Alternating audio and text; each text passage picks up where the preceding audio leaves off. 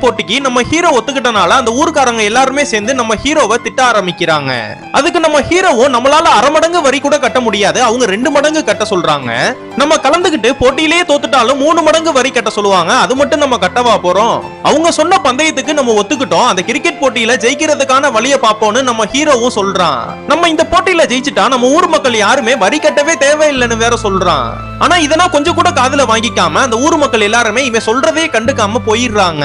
இவனும் அங்க இருக்கிற சின்ன பசங்களுக்குனா எப்படி கிரிக்கெட் விளையாடுறதுன்னு கத்து கொடுத்து எப்படி கரெக்டா பேட்டிங்னா பிடிக்கணும்னு ட்ரைனிங் பண்ணிட்டு இருக்காங்க.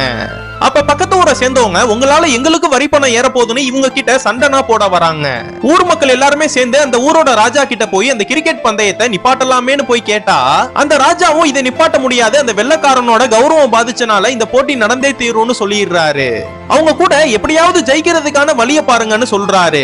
நம்ம ஹீரோ கூடயும் அந்த ஊர்ல இருக்கிற ஒரு சில மக்கள் நான் இந்த பந்தயத்துல கலந்துக்கிறதுக்காக நம்ம ஹீரோ கூடயே ட்ரைனிங் பண்ணவும் ஆரம்பிக்கிறாங்க. நம்ம ஹீரோ கொஞ்சம் பேரை கூட்டிட்டு போய் அந்த வெள்ளக்காரவனா எப்படி கிரிக்கெட் விளையாடுறாங்க சொல்லி பாத்துட்டு இருக்காரு.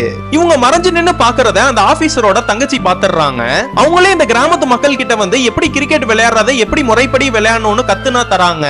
அந்த கிராமத்திலேயே ஒருத்தவர் கோழி பிடிக்கிறவர் இருப்பாரு, அவர்கிட்ட பாலை தூக்கி போட்டா கோழியை பிடிக்கிற மாதிரி பாலையும் அழகா பிடிச்சிடுறாரு. இது மாதிரி ஒவ்வொருத்தர்கிட்ட இருக்கிற திறமையை பார்த்து ஒவ்வொரு ஆட்களையும் இந்த டீம்ல சேர்த்துட்டு இருக்காரு.